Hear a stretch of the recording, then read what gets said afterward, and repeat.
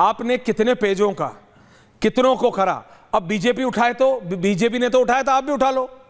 ना एडवर्टाइजमेंट देने से सरकारें बनती हैं और ना एडवर्टाइजमेंट ना देने से सरकारें नहीं बनती हैं। सर हमने पंजाब के सुनिए ना, पंजाब का एडवर्टाइजमेंट केरल में भी छपता है। एक सेकंड यार मेरे भाई प्लीज डोंट। पंजाब का एडवर्टाइजमेंट केरल में छपता है, आपको लगता है पंजाब का एडवर्टाइजमेंट गुजरात में नहीं छप रहा था? भैया अखबारों में एडवर्टाइजमेंट से सरकारें बनती गिरती नहीं है। जैसे पत्रकार अनुराग भदौरिया घेरने से पार्टियां बचती या गिरती नहीं है। कल्याणकारी योजना चलने देंगे। अरे भैया जनता को फील आनी चाहिए, जनता को आपसे फील आनी बंद हो गई। नैवान शर्मा इंट्रोस्पेक्ट एंड इंट्रोस्पेक्ट, देश में आपसे वो आम आदमी वाली फीलिंग आनी बंद हो गई। पार्टी समझते हैं वो ये नहीं मानेंगे, मैं क्या करूं, आप बोलते रहो फिर नहीं हो, यही हालत रहेगी। दीपक दादा, इनसे फील आनी बंद हो गई। इंडियन आदमी, इंडियन वोटर बहुत मतलब इमोशनल है। केजरीवाल का मफलर, केजरीवाल की वो सिंपल चलना रहना। अभी नैवान शर्मा भी ऑडियो डाउन है मेरे भाई, मैं दीपक दादा के पास जा रहा हूं। दीपक दादा उन्होंने अपना टच छोड़ दिया। जो भी उनके नए एडवाइजर्स आ गए, घर बना लो जी, पंजाब पुलिस की सिक्योरिटी ले लो जी, चार्टर फ्लाइट्स ले लो, चलो ठीक है वो सारी चीजें बनती है। ये घर क्या बनता है? एक पूरा सिस्टम ही बिगाड़ दिया मेरे को लग रहा है इसने, और बीजेपी ने उस पर कैपिटलाइज किया, जबरदस्त कैपिटलाइज किया। एक प्रेम जी आ रहा हूं। बहुत पुराना शेर है, मिली हवाओं में उड़ने की वो सजा यारो, मिली हवाओं में उड़ने की वो सजा यारो, कि मैं जमीन के रिश्तों से उड़ गया यारो। तो जब आप जमीन के रिश्तों से उड़ जाते हैं ना, जब आप इमेज से 360 डिग्री टर्न कर लेते हैं, तो लोग आपको शक की निगाह से देखते हैं। और हर मतदाता का ये काम है कि वो अपने नेता की स्क्रूटिनी करे, उसको शक की निगाहों से भी देखे और ये देखे कि वो मेरे पैमाने पर खरे उतरे हैं या नहीं उतरे हैं। मैं अरविंद केजरीवाल को मैंने शुरुआती दिनों से देखा है, लेकिन उनका ये बदलाव, वो इतने बदल जाएंगे ये शायद मैंने नहीं सोचा था। अनुराग भदौरिया, अनुराग दादा,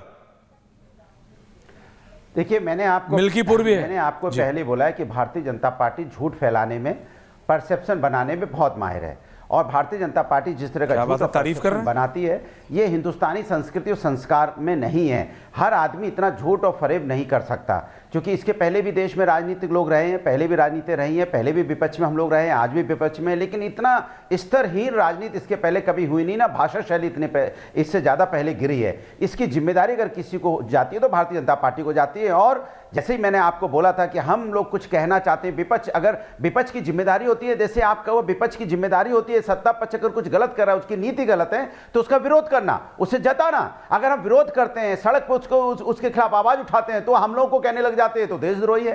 तो ऐसी सरकारें तो पहली बार देखने को मिल रही हैं। भाई इसके पहले भी रोडों पे आंदोलन हुआ करते थे, इसके पहले भी लोग अपनी आवाज उठाते थे। आज रोड पे आंदोलन करने जाओ तो ये पकड़ के कहते हैं नहीं नहीं आप सरकारी संपत्ति का नुकसान कर रहे हैं, सरकारी रोड है उस पे आप खड़े हो गए। माने क्या क्या कानून लगा के उस आप पे कोई ना मिल्कीपुर क्यों हारे और आपको जेल में डालने की कोशिश। मिल्कीपुर क्यों हारे? नहीं है लोकतंत्र। अनुराग भदौरिया वही ना कहते तंत्रों का दुरुपयोग। अच्छा ठीक, ओके ठीक, ओके समझ गए भाई। तंत्र बहुत दुरुपयोग करते हैं प्रेम शुक्ला जी, नैवान शर्मा हो गए, ये हो गए। पंकज शर्मा जी, कब तक समूचा विपक्ष तंत्रों का मिसयूज, एजेंसियों का मिसयूज, ये बोल बोल के आप कन्नी काटते रहेंगे? कब तक अपनी गलतियों को नहीं देखेंगे, अपने मिसमैनेजमेंट को नहीं देखेंगे, ये नहीं देखेंगे कि आम आदमी पार्टी और कांग्रेस क्यों लड़े आपस में जब उन्हें एक साथ था, अलायंस में थे नई दिल्ली कॉन्स्टिट्यूएंसी में? पंकज शर्मा जी, आप तो मेरे से बहुत सीनियर पत्रकार हैं, दीपक दादा से भी, कितने वोट मिले हैं संदीप दीक्षित को और कितने वोटों से अरविंद केजरीवाल आ रहे हैं? ये एनालिसिस नैवान शर्मा की पार्टी बहुत पहले कर चुकी होगी। कोई रॉकेट साइंस नहीं है। अगर आप और कांग्रेस साथ हो जाते तो अरविंद केजरीवाल नहीं हारते। इस पे एनालिसिस नहीं करेंगे, ये मशीन का बटन खराब है। संदीप दीक्षित ने सामने दिख रहा है अरविंद केजरीवाल के वोट काटे हैं, वो नहीं बोलेगा कोई नहीं, वो कैसे बोल दे? असलियत है, हमें तो लड़ना है इनसे। पंकज शर्मा जी, एनालिसिस हमारा काम है, आपका और हमारा। देखिए, प्रतिपक्ष के जो राजनीतिक दल हैं उनकी खामियां, उनकी गलतियां अपनी जगह हैं। अगर वो न होती तो फिर प्रतिपक्ष का ये हाल क्यों होता? मैं इसमें कांग्रेस को भी शामिल करता हूँ।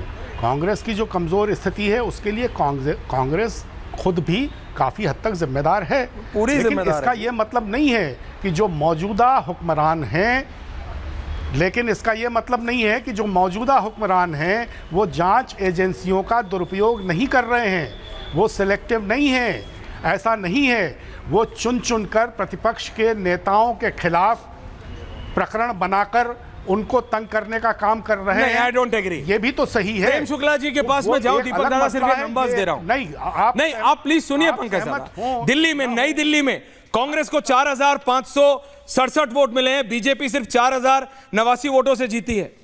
जंगपुरा में कांग्रेस को 7,350 वोट मिले हैं, बीजेपी सिर्फ 6,075 वोटों से जीती है। ग्रेटर कैलाश में कांग्रेस को 6,711 वोट मिले हैं, बीजेपी सिर्फ 3,188 वोटों से जीती है। मालवीय नगर में कांग्रेस को 6,770 वोट मिले हैं, बीजेपी सिर्फ 2,131 वोटों से जीती है। कांग्रेस को राजेंद्र नगर में 4,015, बीजेपी 1,231 वोट। मादीपुर कांग्रेस को 17,958 वोट मिले, बीजेपी 10,899 वोटों से मिली। और 5 सीटें और हैं। नहवान शर्मा, पंकज शर्मा जी, अनुराग भदौरिया, इलेक्शन कमीशन को बोलने के बजाय ये भी देखो कि जो अलायंस की बात करते थे वो इन कागजों की तरह, जैसे ये टूटते ना, सिंबॉलिक, देखना जरा, ऐसे टूटे पड़े हो आप। नहीं, नमस्कार करने से कुछ नहीं होगा। Prem Shukla ji, final comments.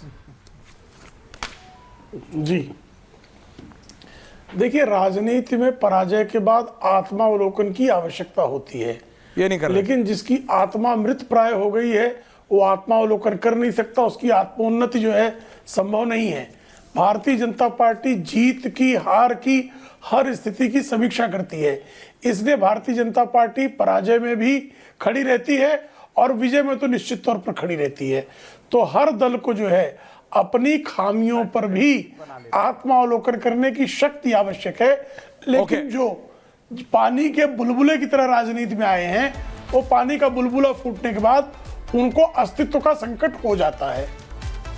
लेकिन एक सवाल नहवान शर्मा मैं आपसे भी पूछता हूं और पूछता है भारत अरविंद केजरीवाल से भी, दीपक दादा, कि वो कौन महान आर्किटेक्ट था, वो कौन महान आदमी था जिसने ये घर बनाने का सजेशन दिया था? पूछता हूं मैं और पूछता है भारत। बहुत बहुत धन्यवाद आप सबका। Thank you very much. Thank you.